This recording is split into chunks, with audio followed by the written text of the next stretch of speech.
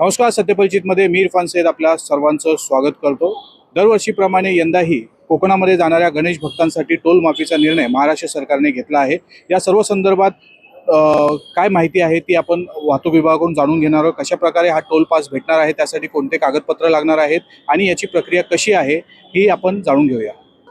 आपल्याला सर्वांना माहित आहे की 27 ऑगस्ट ते 6 सप्टेंबर पर्यंत राज्यात गणेशोत्सव साजरा होणार आहे आणि सदरचा हा उत्सव हा राज्य उत्सव म्हणून साजरा करण्याने शासनाने सुद्धा यावेळेस प्रस्ताव मांडलेला आहे. त्या अनुषंगाने आपल्याला माहित आहे की मुंबईमधनं बरेचसे चाकरमानी हे कोकणामध्ये गणेशोत्सव साजरा करण्यासाठी जातात आणि त्या अनुषंगाने दिनांक 23 ऑगस्ट ते 8 सप्टेंबर पर्यंत जे भाविक कोकणामध्ये आपल्या वाहनामधून जाणार आहेत गणेशोत्सव साजरा करण्यात, त्या सर्व वाहनांना सार्वजनिक बांधकाम खात्यामार्फत जेवढे काही टोल आहेत त्या सर्व टोलमधून टोल माफी देण्यात आली आहे. पथकरातून मुभा देण्यात आलेली आहे.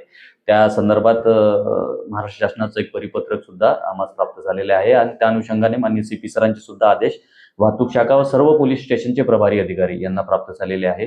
विहित नमुन्याचं एक देण्यात आलेला आहे, नमुना देण्यात आलेला आहे जो तुम्हाला वाहनांवर प्रथम दर्शनी भागावर चिटकवायचा आहे. त्यासाठी वाहनांची संपूर्ण कागदपत्राचं एक प्रत, झेरॉक्स प्रत आम्हाला हवी. त्यामध्ये वाहनाचं RC बुक, इन्शुरन्स, PUC आणि चालकाचं लायसन्स ही कागदपत्रे त्यांनी वाहतूक शाखेत किंवा कुठल्याही पोलीस स्टेशनला जमा करावी आणि त्या अनुषंगाने विहित नमुन्यात दिलेल्या फॉर्मवर संबंधित प्रभारी अधिकाऱ्याचं सही आणि स्टॅम्प, गोल सील या प्रकारे तो नमुना आहे. तो नमुना प्राप्त करून तुम्ही पथकारातून तुम्हाला सूट मिळेल. सर, आतापर्यंत बिना बहिंदरांना काही अर्ज आहेत का आपल्या डिपार्टमेंट?